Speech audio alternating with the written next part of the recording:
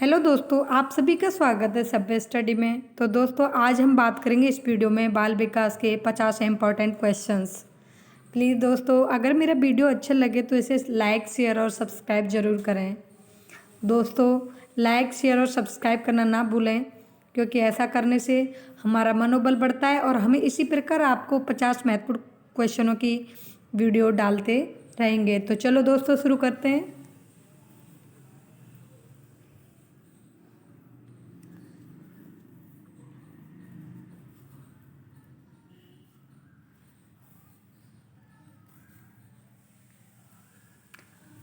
संवेद जो सामान्यतः सुख देता है। संवेद जो सामान्यतः सुख देता है वह है आत्माभिमान।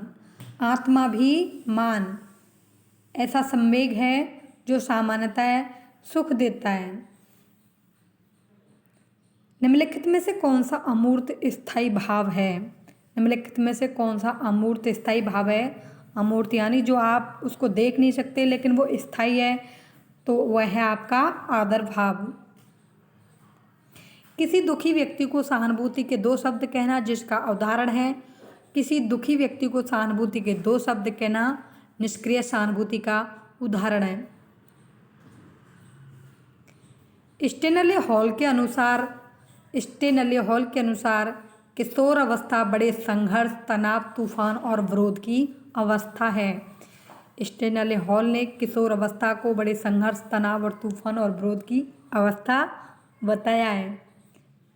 किसी व्यक्ति के विकास के संबंध में क्या सही नहीं है? परिवर्तनों को देखा और मापा जा सकता है, यह सही नहीं है दोस्तों। परिवर्तनों को देखा और मापा नहीं जा सकता। निम्नलिखित में से कौन सी किशोर अवस्था की विशेषता नहीं है? तो दोस्तों, यह है आपका तीव्र समायोजन, जो किशोर अवस्था की विशेषता नहीं है, क्योंकि किशोर अवस्था में व्यक्ति तनाव, संघर्ष, चिंताओं और क्या कहते हैं को समायोजित रहता है। थकावट और बीमारी जैसे कारक मुख्य रूप से प्रभावित करते हैं। तो आपको पता ही है दोस्तों, ये शारीरिक विकास को प्रभावित करते हैं। सीखना विकास की प्रक्रिया है, यह कथन है वुडवर्थ महोदय का। तो दोस्तों, अधिगम और सीखने के संबंध में दूसरी परिभाषा यह है कि सीखना विकास की उत्तरोत्तर प्रक्रिया है, ये कथन आपका स्किनर का है। और सीखना विकास की प्रक्रिया है, ये वुडवर्थ महोदय ने कहा है। निम्नलिखित में से कौन सा सीखने के संबंध में सही नहीं है? निम्नलिखित में से कौन सा सीखने के संबंध में सही नहीं है? सीखना बिना किसी उद्देश्य के भी हो सकता है। नहीं दोस्तों, बिना उद्देश्य के सीखना संभव नहीं है, तो यह है आपका सही नहीं है कथन। निम्नलिखित में से कौन सा अधिगम का एक मुख्य थार्नाक नियम है? तो वह आपका अभ्यास का नियम। थार्नाक महोदय ने अधिगम के 3 नियम बताए थे: अभ्यास, तत्परता और प्रभाव का नियम। निम्नलिखित में से कौन सा प्रभावी अधिगम अवरोधक नहीं है? अधिगम परिस्थिति जो है ये आपके प्रभावी अधिगम अवरोधक नहीं है। कंप्यूटर की किस इकाई में जटिल गणना करने की क्षमता होती है? तो वह आपकी केंद्रीय प्रोसेसिंग इकाई। निम्नलिखित में से कौन सी शिक्षण अधिगम सामग्रियों से संबंधित एक गतिविधि सहायक सामग्री नहीं है? तो वह दोस्तों आपका ओवरहेड प्रोजेक्टर जो है वो आपकी अधिगम सामग्रियों से सहायक सामग्री नहीं है। कक्षा में संप्रेषण का प्रकार है शाब्दिक अंतःक्रिया, अशाब्दिक अंतःक्रिया। तो दोस्तों, ये दोनों ही कक्षा में संप्रेषण होना चाहिए, शाब्दिक और अशाब्दिक दोनों ही प्रकार का संप्रेषण होना चाहिए। अनुदेशन का प्रणाली उपागम है। अनुदेशन का प्रणाली उपागम है, तो दोस्तों ये समस्या केंद्रित होता है। समायोजन के संदर्भ में निम्नलिखित में से क्या सही नहीं है? समायोजन के संदर्भ में निम्नलिखित में से क्या सही नहीं है? यह निरंतर चलने वाली प्रक्रिया नहीं है, यह सही नहीं है। यह जबकि समायोजन निरंतर चलने वाली प्रक्रिया है, जीवन पर्यंत चलने वाली प्रक्रिया है। अधिगम को प्रभावित करने वाले पर्यावरणीय कारकों में से एक है, तो वह आपका सामाजिक परिवेश। अधिगम को प्रभावित करने वाला महत्वपूर्ण कारक है सामाजिक परिवेश। निर्मितिवाद के संदर्भ में कौन सा कथन गलत है? निर्मितिवाद के संदर्भ में कौन सा कथन गलत है? कि ज्ञान का संचरण आवश्यक रूप से शिक्षक द्वारा किया जाता है। ज्ञान का संचरण आवश्यक रूप से शिक्षक द्वारा किया जाता है, ये गलत है, क्योंकि शिक्षक ही ज्ञान का संचरण नहीं कर सकता। ज्ञान का संचरण माता पिता, समाज में काफ़ी जो वरिष्ठ जो ज्ञानवान लोग होते हैं उनके माध्यम से भी हो सकता है। तो ये कथन इसमें गलत है।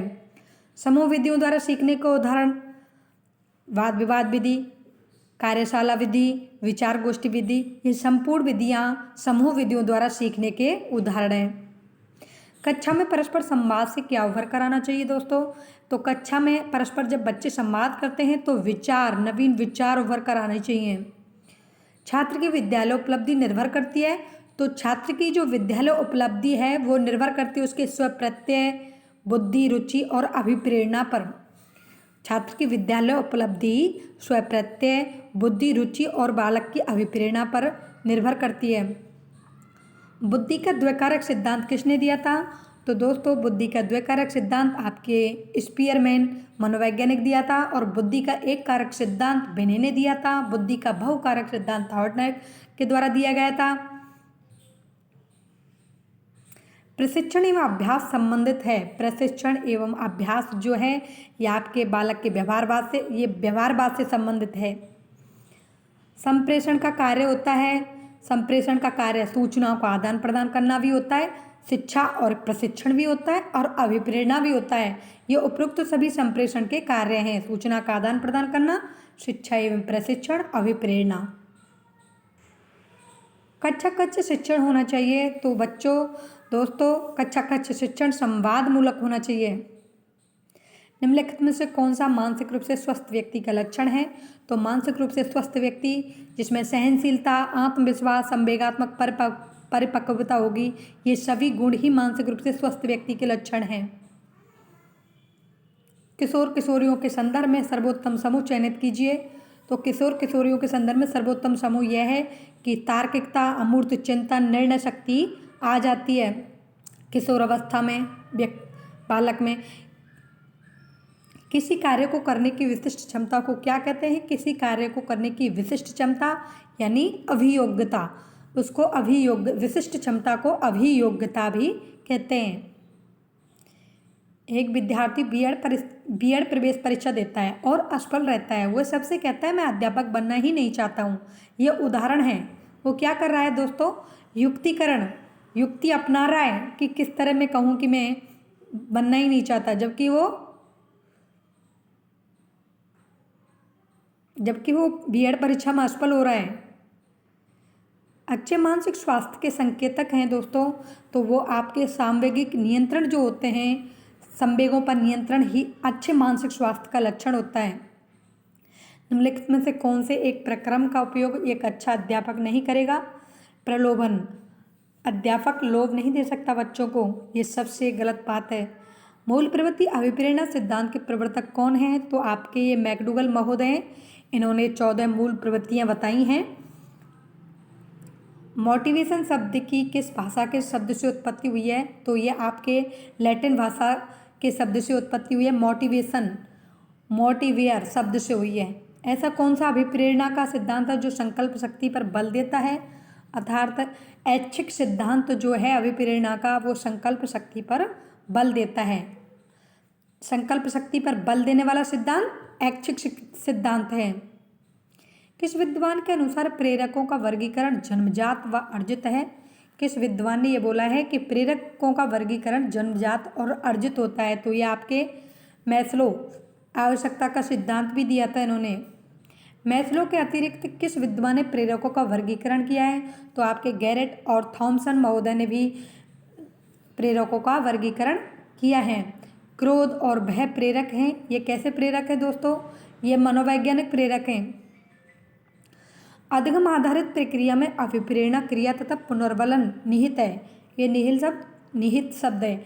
अधिगम आधारित प्रक्रिया में अभिप्रेरणा क्रिया तथा पुनर्बलन निहित है। ये कथन किसका है दोस्तों? तो ये सोरेनसन महोदय ने कहा था।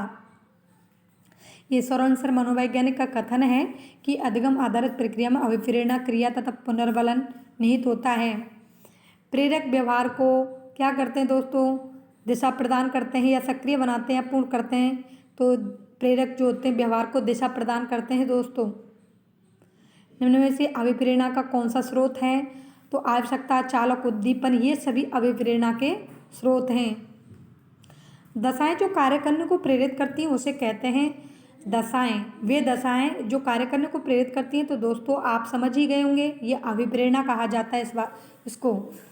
किस अभिप्रेरणा को बाह्य प्रेरणा भी कहते हैं। तो ये आपकी नकारात्मक प्रेरणा है, क्योंकि बाह्य इसमें अहम छिपा हुआ है, बाह्य अहम, तो इसमें ये नकारात्मक अभिप्रेरणा है, अहम यानी नकारात्मक। प्राथमिक कक्षा के विद्यार्थियों को अभिप्रेरणा प्रदान करने हेतु उत्तम उपाय, प्राथमिक कक्षा के विद्यार्थियों को अभिप्रेरणा प्रदान करने हेतु उत्तम उपाय है पुरस्कार। दोस्तों अगर प्राथमिक कक्षा के विद्यार्थियों को उत्तम अधिगम प्रदान करने हेतु उपाय होता तो वह नवाचारों का प्रयोग होता, लेकिन इसमें क्या है कि अभिप्रेरणा प्रदान करने की बात कही है तो पुरस्कार सबसे अच्छा उपाय है छोटे बच्चों के लिए। कौन सा अभिप्रेरणा का प्रभाव अधिगम को प्रभावी बनाता है? तो दोस्तों ये सभी प्रभाव जो हैं अभिप्रेरणा का प्रभाव अधिगम को प्रभावी बनाता है। अभिप्रेरक हमारे व्यवहार को निर्देशित करते हैं, बिल्कुल सही बात है। विद्यार्थियों के सीखने में गुणात्मकता बढ़ाती है, बिल्कुल सही। छात्रों के सीखने की गति तीव्र होती है, ये भी बात बिल्कुल सही है। कौन सा अभिप्रेरणा का घटक नहीं है? तो दोस्तों रटंत स्मृति आपकी हो जाएगी या अभिप्रेरणा का घटक नहीं हो सकता। अंतर्निरोध, आवश्यकता, प्रोत्साहन, ये सभी अभिप्रेरणा के घटक होते हैं। सशक्त अभिप्रेरणा सीखने का प्रभावशाली घटक है। इससे बालक जो होता है, अगर आपके अभिप्रेरित करने की शक्ति बच्चों को अच्छी है तो ऐसा बच्चा जल्दी सीखता है, शीघ्र सीखता है। कौन सी जैविक आवश्यकता कम जरूरी है?